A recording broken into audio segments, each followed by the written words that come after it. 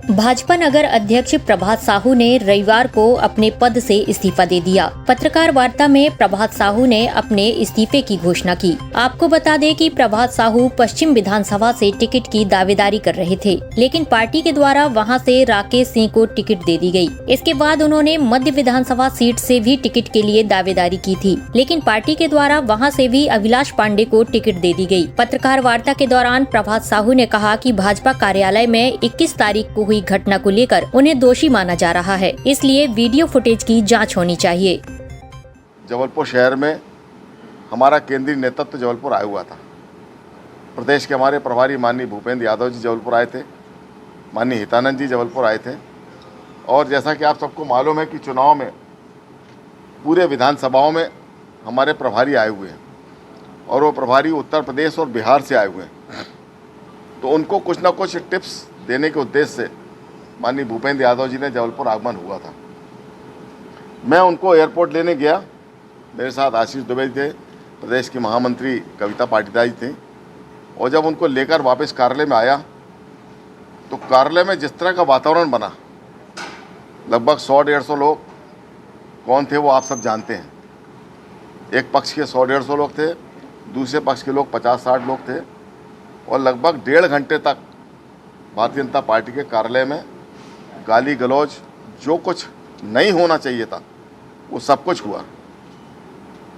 और उस घटना से मैं बहुत आहत हुआ। मैंने लगातार कोशिश की कार्यकर्ताओं को समझाने की, बहुत ताकत के साथ मैंने कार्यकर्ताओं को रोकने की कोशिश की, बहुत हद तक सफल भी रहा। और उसके बाद भारतीय जनता पार्टी के उस कार्यालय से मैं उन सारे लोगों को निकालकर बाहर लेकर आया और उसके बाद वो बैठक चली। बैठक समाप्ति के बाद जब हमारे प्रदेश का नेतृत्व यहाँ से गया तो सीधा आरोप मुझके ऊपर लगा कि ये सारा का सारा किया जा रहा प्रभात साहू का है। मुझे लगा कि जब दूसरे दिन हमारे केंद्रीय नेता ने जब मुझे इस बात की जानकारी दी तो मैं बहुत हतप्रभ रह गया। मित्रों, आप सब उस बात के गवाह हैं कि घटना जो उस दिन हुई है 21 तारीख की, आप सब लोगों ने वीडियो फुटेज भी देखे होंगे।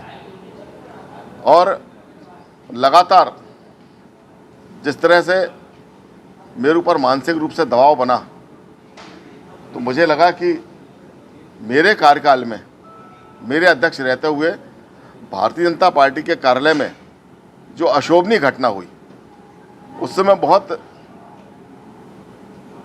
अंदर से टूट गया, क्योंकि मेरे कार्यकाल में यदि मैं अध्यक्ष रहते हुए नहीं रोक पाया, लेकिन जब एक बड़ा मुआव आता है तो कहीं ना कहीं उसको रोकने की कोशिश भी होती है, लेकिन बहुत हद तक सफल होते नहीं होते।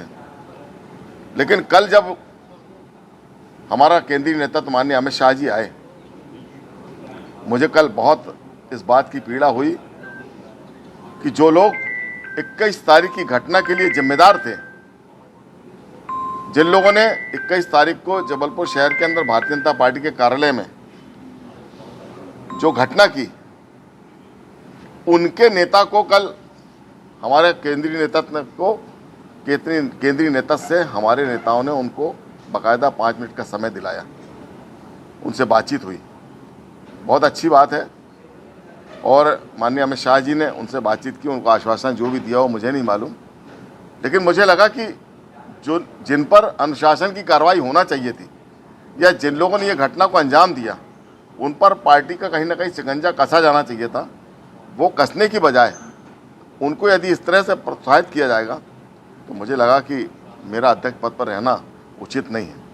और इसलिए मित्रों, मैं आज आपके माध्यम से भारतीय जनता पार्टी के प्रदेश अध्यक्ष को अपना इस्तीफा भेज रहा हूँ और उनसे आग्रह कर रहा हूँ कि 21 तारीख की घटना की जाँच वो अपने स्तर पर करें। उसका वीडियो फुटेज है, कार्यालय में है, और मुझे लगता है आप सब मित्रों के पास भी होगा। मैं आज आपको साक्षी मानकर ये बात कह रहा हूँ कि यदि 1% भी मैं उस पूरी घटना में जवाबदार हूँगा, मैं तब पर्यंत जीवन पर्यंत राजनीति से दूर रहूँगा। लेकिन जिस तरह से उस पूरे घटना को मेरे ऊपर मढ़ दिया गया, ये बोला गया कि भारतीय जनता पार्टी के अध्यक्ष ने ये सब कुछ कराया, तो उससे मैं बहुत आहत हूँ और इसलिए आज भारतीय जनता पार्टी के अध्यक्ष पद से अपना इस्तीफा भेज रहा हूँ। लेकिन भारतीय जनता पार्टी का कार्यकर्ता था, भारतीय जनता पार्टी का कार्यकर्ता हूँ और भारतीय जनता पार्टी का कार्यकर्ता रहूँगा। और इसलिए चुनाव में जब जहाँ पार्टी को आवश्यकता पड़ेगी, एक कार्यकर्ता के नाते मैं पूरी ताकत के साथ सरकार बनाने के लिए अपना सहयोग करूंगा। साथ ही उन्होंने कहा कि मैंने अपने पद से इस्तीफा दिया है, लेकिन पार्टी का कार्यकर्ता बना रहूंगा। SK news live, Jabalpur.